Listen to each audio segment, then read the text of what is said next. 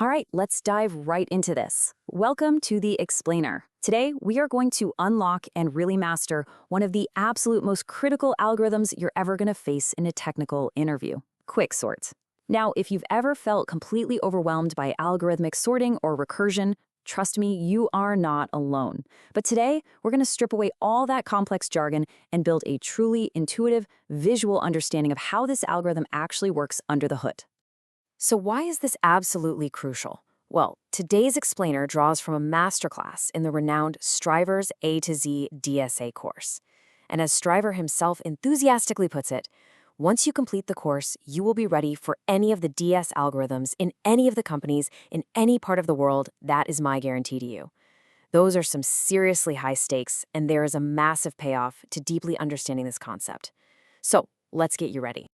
Here's our roadmap for today. We're going to cover the quicksort guarantee, the core intuition, pointers and swap mechanics, partitioning and recursion, and we'll wrap up with space and time complexity. Let's get right to it. Kicking things off with Section 1, the quicksort guarantee. You know what really makes quicksort a powerhouse is just how versatile it is. By default, it sorts your data structures in an ascending order. But the real beauty? It's completely language independent. Whether you're working in C++, Java, or Python, it doesn't matter. The underlying logic is exactly the same. It relies on a divide and conquer approach, which basically means it takes this massive, intimidating problem and just chops it down into bite-sized, solvable pieces.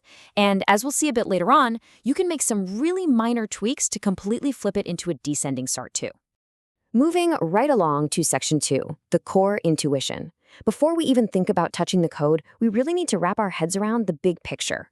In that big picture, it all starts with the pivot. So what's a pivot? It's literally just a chosen element in your array that we are going to place into its permanent, final, sorted position. Now, theoretically, you could pick anything. First, last, median, totally random, it works.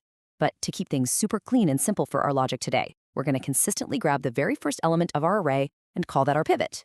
Now, I want you to memorize this super simple three-step mantra. Step 1, pick a pivot. Step 2, put it in its correct place. Step 3, make sure everything smaller is on its left and everything larger is on its right. That's it. Think about it. If you take a number, put it exactly where it belongs, shove the smaller stuff to the left, the bigger stuff to the right, and then just repeat that for every single element, the entire array has to become perfectly sorted. It's inevitable. But, okay, here's the million-dollar question. If we have this huge, jumbled, unsorted array, how do we actually track these steps in our code without creating a bunch of messy, new, temporary arrays every single time we split the data? Well, that brings us right to Section 3, pointers and swap mechanics.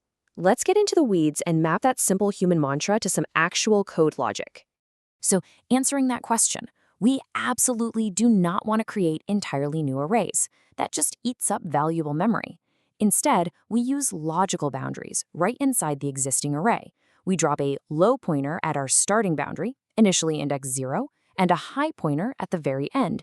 And like we said just a minute ago, our pivot is going to be whatever element is sitting right there at that low index. Now we send in two active hunters inside our boundaries, pointer I and pointer J. Pointer I starts on the left and sweeps right. Its one and only job is to scan the array looking for the first element that is greater than our pivot. Why? Because big numbers don't belong on the left side. On the flip side, pointer J starts way over on the right and sweeps left, desperately hunting for the first element smaller than the pivot, because, you guessed it, small numbers don't belong on the right. So what happens when both of these pointers freeze? Think about it. Pointer I is stuck on a big number that's trapped on the left. Pointer J is stuck on a small number trapped on the right. The fix is so satisfying, you just swap them. Boom, problem solved. Instantly, both of those mismatched numbers are right back on the side of the array where they belong. And you literally just keep doing this. Move the pointers, swap the mismatches, but when do you stop? There's a very specific breaking point. You stop moving and swapping the absolute second pointer J crosses pointer I. Once those two cross paths, it's a mathematical guarantee that you've successfully pushed all the small elements into the left zone and all the big elements into the right zone. Which leads us perfectly into Section 4, partitioning and recursion. Once those pointers cross, it's time to lock our pivot into its final home. All right, so the pointers crossed. Now we find our partition index. This is just the exact spot where pointer J finally stopped. It's the perfect dividing line. We take our original pivot, which has just been patiently hanging out at that low index this whole time, and we swap it with whatever is sitting at pointer j. And just like that, our pivot is officially locked into its absolute permanent sorted position.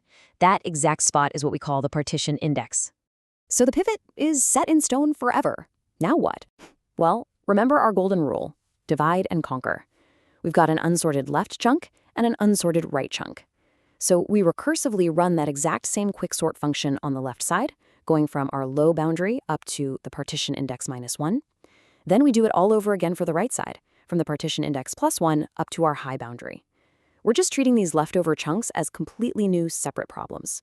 Oh, and before I forget, the source material throws in a really solid pro tip for when you're actually coding this out. When you're moving those pointers, you absolutely have to make sure I stops at high -1 and j stops at low +1.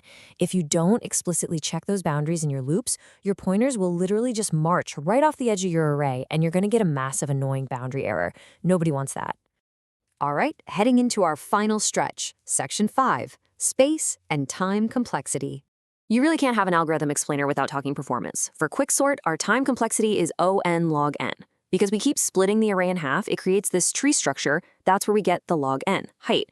And since we're scanning through n elements with our pointers at each level, multiply them together, you get O(n) log n. But the real star here is the space complexity. It's O1 auxiliary space, meaning, aside from the required recursive stack under the hood, we are basically using 0 extra memory to run this whole thing. And honestly, this O(1) space complexity is exactly why technical interviewers are so obsessed with quicksort, especially when you compare it to its famous cousin, merge sort.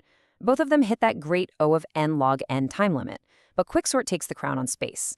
Because we do that clever in-place pointer swapping, we stay at O(1). Merge sort, on the other hand, is a bit of a memory hog at O(n) because it relies heavily on building entirely new temporary arrays just to piece the data back together. Wow, okay, we've covered a ton of ground today, from the basic intuition all the way down to boundary errors and space complexities. So to wrap this explainer up, the source material drops a really brilliant little challenge to test your understanding, and I want to leave you with this exact question to ponder. Based on everything we just talked about with the greater than and less than pointer hunting, what specific minor code tweaks would you make to sort an array in descending order instead? Seriously, think about it. How would you flip the logic for pointer I and pointer j? Play around with that thought experiment in your head. It's the absolute best way to lock in what you've just learned. Thanks so much for hanging out with me for this explainer, and keep crushing those algorithms.